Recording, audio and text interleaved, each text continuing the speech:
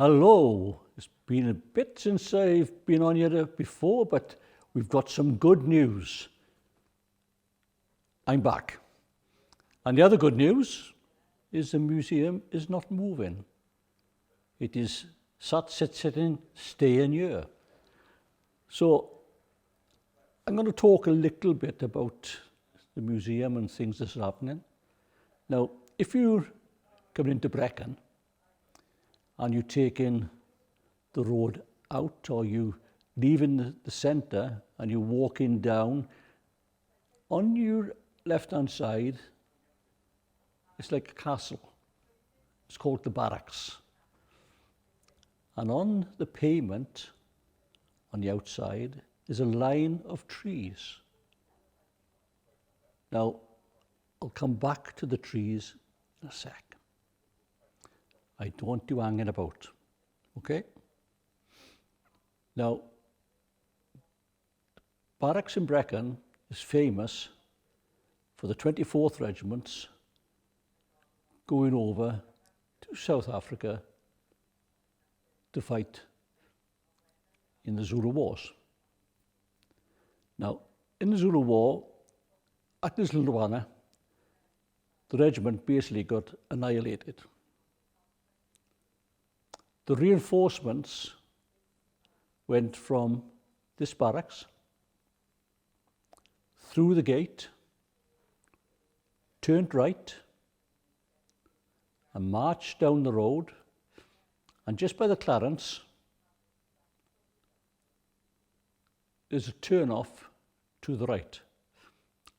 No entry for cars, one-way circuit, but that's where the troops went, and they went up to where the railway station and cattle market used to be.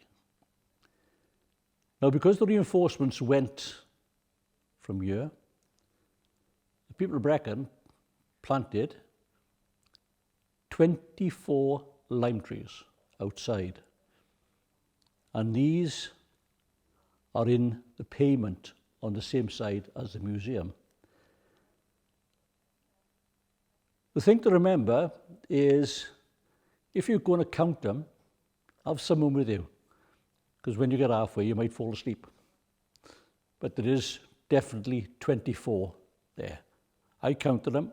It took me 2 days. I done 12 on the first day, 12 on the second day. Now, when you get to the end of the tree, there's a gate on your left. And that is the entrance to the Regimental Museum of the Royal Welsh. The gates you come through are memorial gates.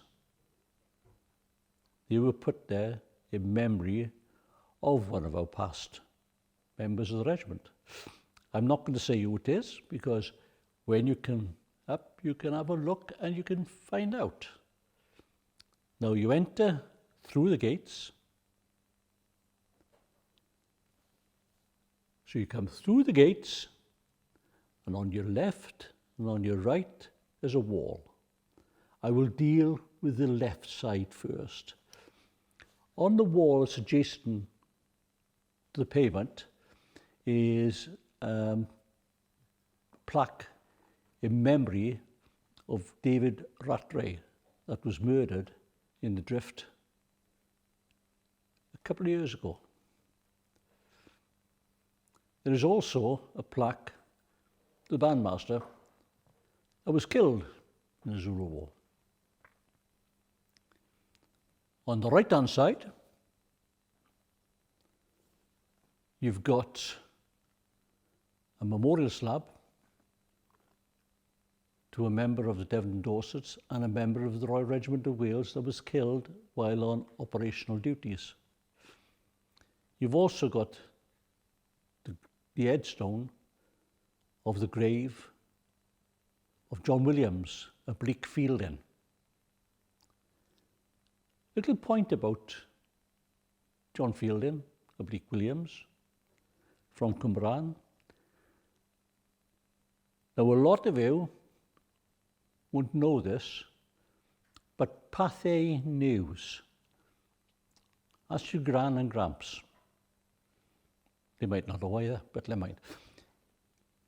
if you go to Pathé News and put in John Williams oblique Fielding, VC Rockshrift,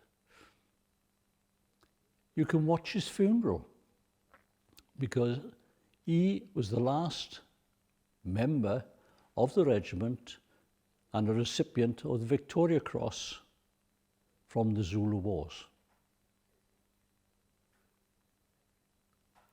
We advance a bit more, and on your right, you've got a little garden. And this is a concept of what would have happened in the war with a little allotment that people had to grow their own food. Next to that, you've got an Anderson shelter.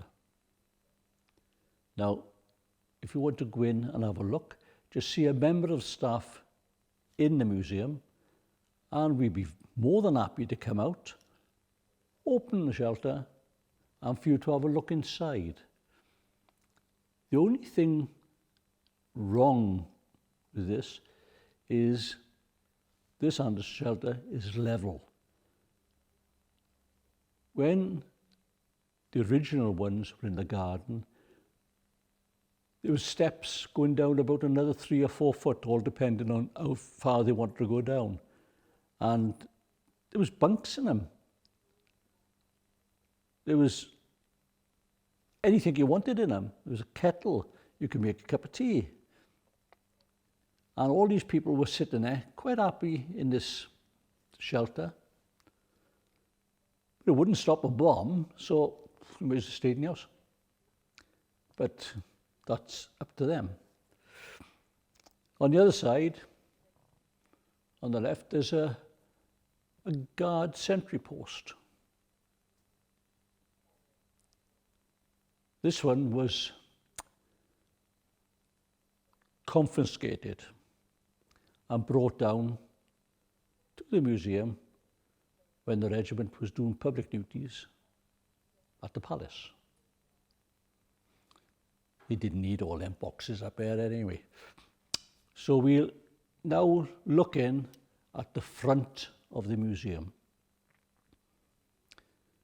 What you've got to appreciate is the museum was the first military building, solid building, to be built. And it was built originally as an armoury. From the time it was built, it has been, like I've stated, an armoury.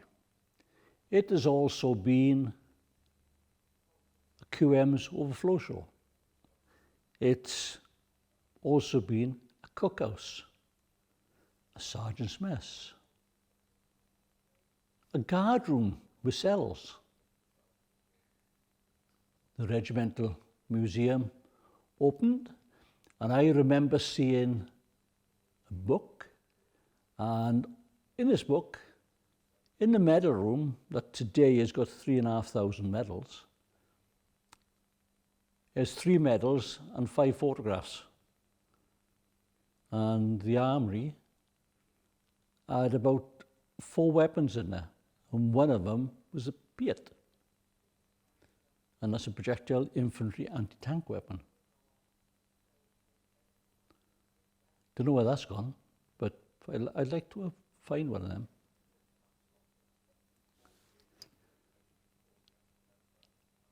The main room of the museum deals with the early stages of the regiment,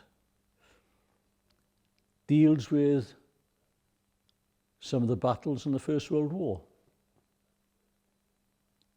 You've got some of the battles in the Boer War.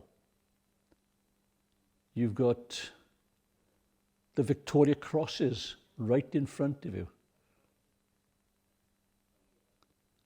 There is quite a bit of kit that you possibly wouldn't see in other museums, because we were first there to get them, but that's another story. The second room, when you walk into it, It deals with Burma, uniforms. There's a fantastic uniform on the right-hand side in the second room. It's combats, green, flak vest and webbing. I think it's fantastic because it was mine. Mind you, if you put grease around my stomach now, you wouldn't get me in there anyway. So, I won't say no more. You got a little shop, top right-hand corner. We've got gifts, books. So it's not all artifacts, the old time. You got uniforms, and you got uniforms going from the Zulu War, Peninsular War, the Royal Regiment of Wales, Taffy, the goat, but Taffy is only a nickname. His real one is 24416903, Lance Corporal Gwilym Jenkins. Okay? If you want to find out why he's called Gwilym Jenkins, pop in, ask.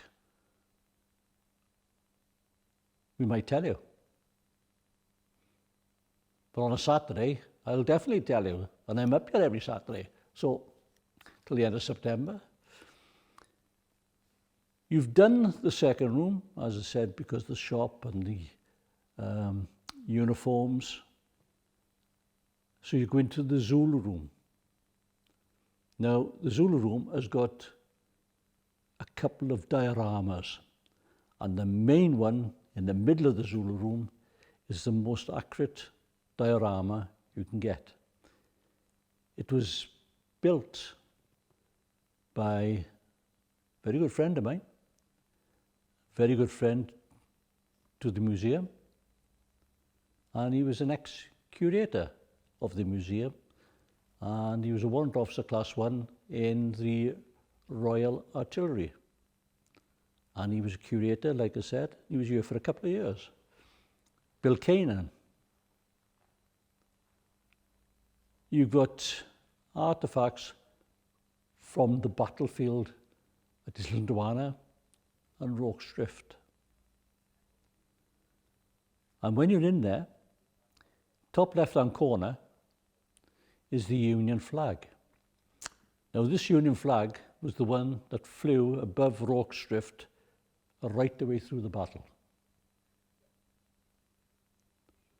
And when you look at it, you'll see some very sad patches, holes in it.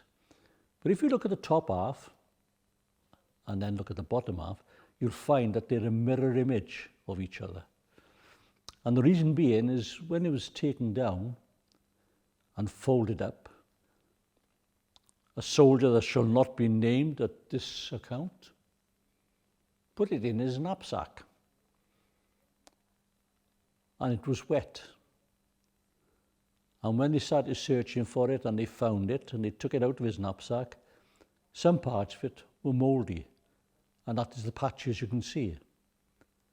But that won't happen now. The Union flag has been treated, so it's permanent, it's good, and it's something that you wouldn't see anywhere else. Reason being, there's only one flag at Rorke's Drift, and we got it. You got a medal room, as I said, 3,500 medals. Have a look. There's a story behind each medal. Next to that is the armoury. On the left-hand side, as you go in, you got Bromhead's pistol, and this was presented to him after the battle at Rorke's Drift. You've also got weapons that was used by the different battalions that formed the Royal Welsh, and these weapons were used over a period of time in the different wars. In the centre of the wall at the far end is a television. Look at the sign, especially the last bit, where someone gets a boot to, right? If you want to watch it, come and ask a member of staff, and we'd be more than willing to put it on. It is a video or a CD, it all depends how old you are, about the battle at Islandwana, Rorke's Drift. It was made by the museum, for the museum, so you won't see it anywhere else. Well worth coming down, having a look. 20 minutes, a seat, a fan. Oof, what more would you want? I'll come down there and I can send in someone topless. They won't take their clothes off, but they take their front teeth out. Right? On the right-hand side, immediately that you go into the armoury, is a 3-inch mortar. I'd advise you not to muck about with it or not to move it or something like that. It is heavy. And children should not be allowed to go anywhere near it and play with it. You come back out and you're back into the second room. I've had visitors to the museum that have come in and within 20, 30 minutes, they've left. But I've also had visitors that have come in and I've had to ask them to leave because they come in when we opened and they're still walking around when we closed. Now, if you were one of them, not them, but one of them that takes your time, if I'm in on a Sunday, tell us you're going to come back and I'll let you in for free because you hadn't finished looking at the museum on the Saturday. That's only in August, right? So it's a bog off, buy one, get one free. Buy the Saturday, you get the Sunday free. Okay? The staff here are more than willing to help with anything you want. Any information, ask, and you will be told. I don't know what they're going to tell you, but you will definitely be told. If you want to know about getting military records, again, ask. We won't bite. Mind you, if we did, you'd have to have a rabies shot anyway, but the museum, in my eyes, is a place where you come to learn, absorb, ask questions, and get the correct answers. It's a learning place. Now, I'm not going to go on much more because Richie is standing behind the camera like a zombie, half dead. He's gone to sleep. Bill hasn't come up because he said he was sick of my voice. Mind you, I was sick of my voice the other day, but never mind. And we got Roy. Now, have you seen Roy, have you? Roy, come here a minute.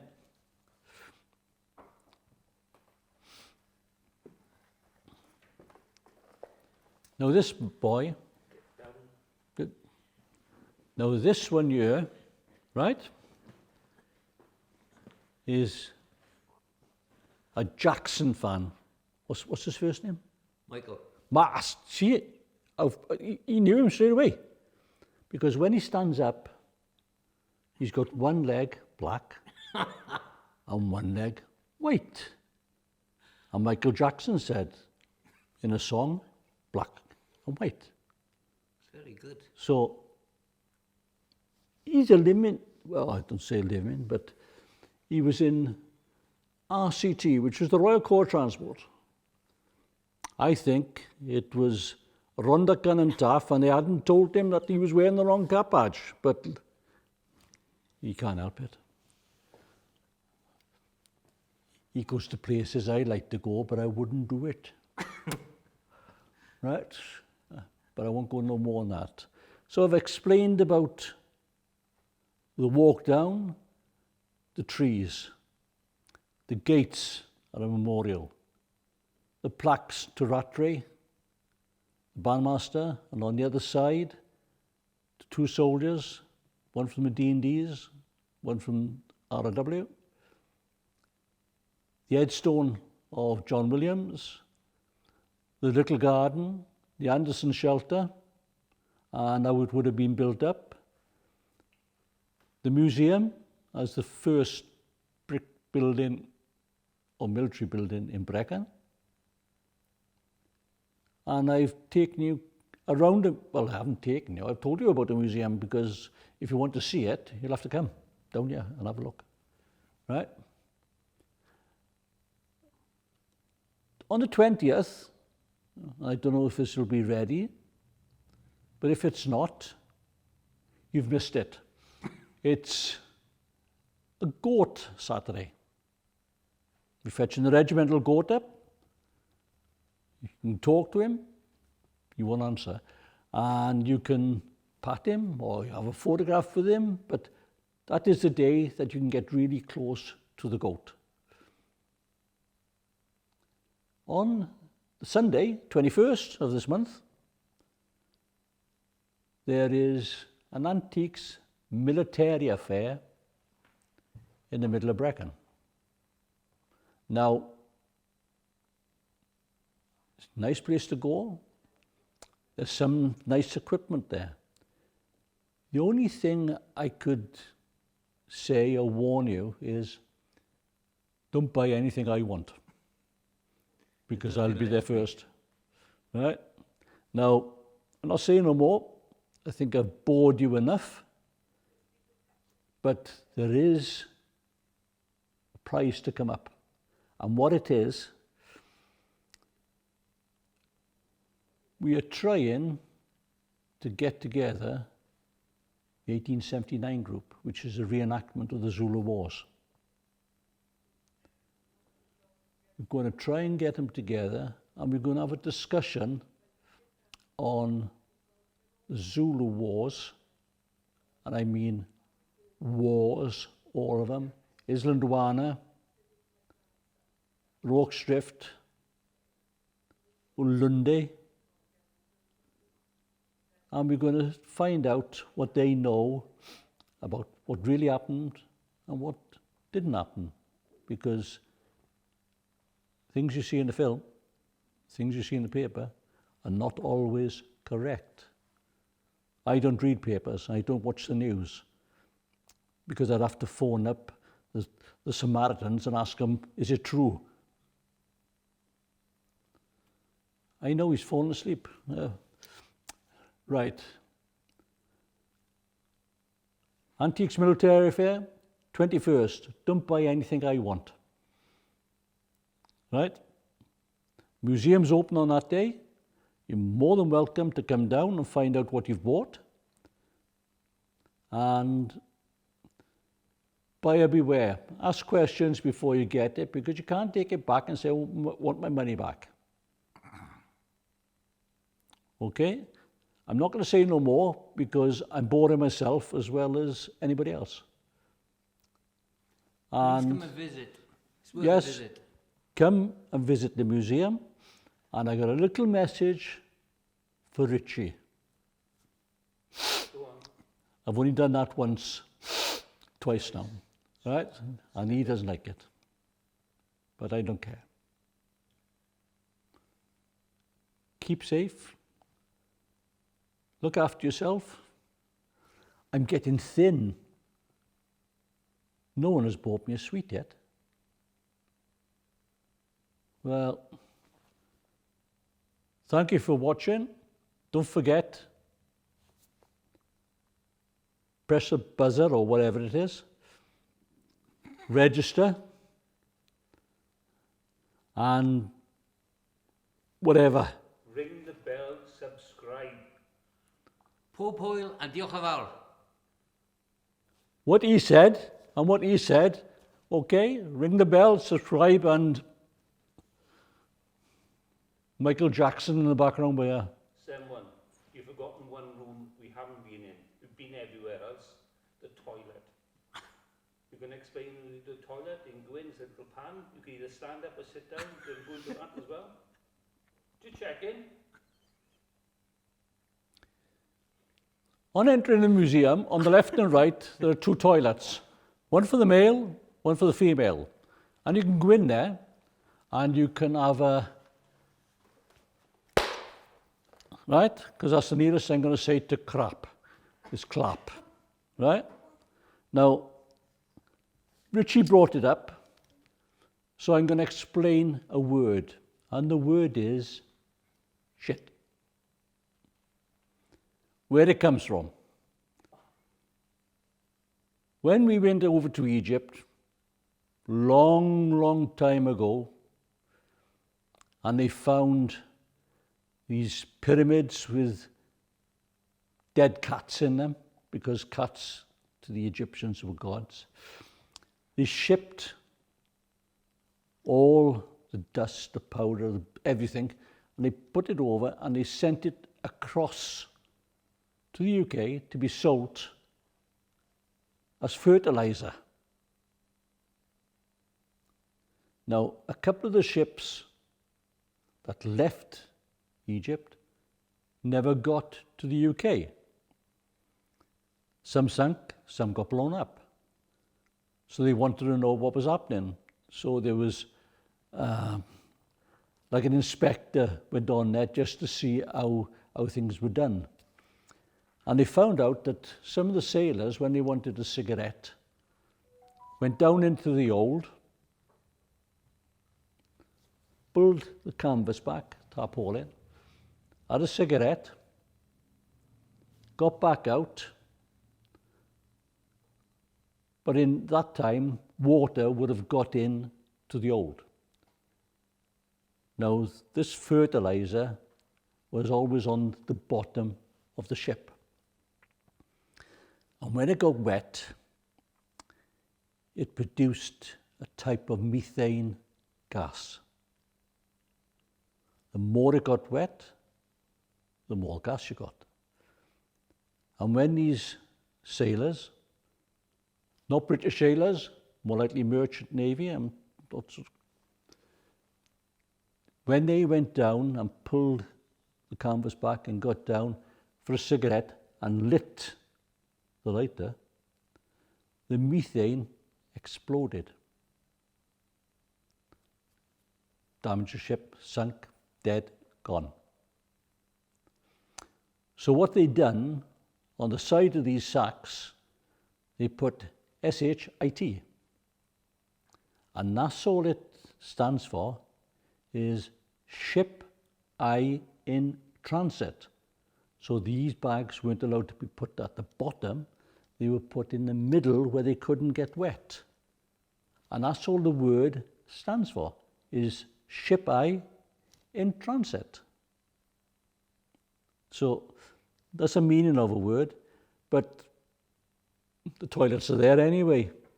You know, you've got to flush twice because it's a long way to the cookhouse. I will leave you there. Keep safe. Goodbye. Until the next time.